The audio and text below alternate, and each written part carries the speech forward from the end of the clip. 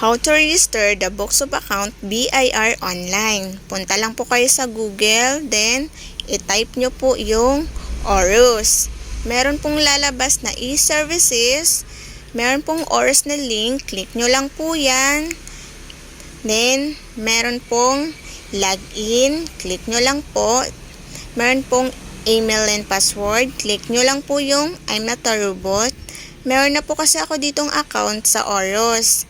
Kung ano po yung ginamit nyo sa pag-sign up, yun po yung gagamitin mo dito sa pag-sign up sa ORUS. Yung email, then password. Click nyo lang po yan, login. Yan, medyo loading lang po.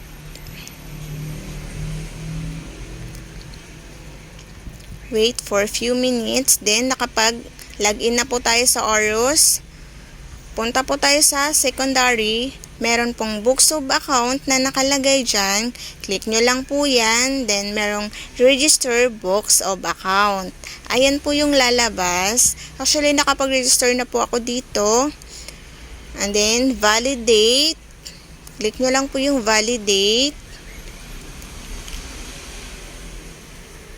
Meron po dyang add. I-click nyo lang po yung add.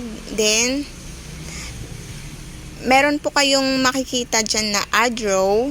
Then, ayan po yung makikita nyo dyan, manual. Click nyo lang po yung manual. Then, ayan po yung mga types of books na gusto nyo pong i-register. Ano po yung mga books na gusto nyo pong i-register? Dyan nyo po makikita siya. Then, add. Then, continue. Click nyo lang po yan. Then, punta po kayo sa profile.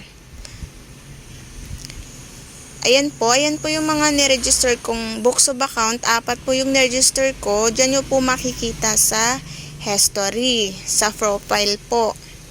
Then, baba lang po. Meron po sa baba na nakalagay na stamp. I-click nyo lang po yung stamp. Then, da-download po siya. Ayan po yung ipiprint nyo na ididikit po sa books of account na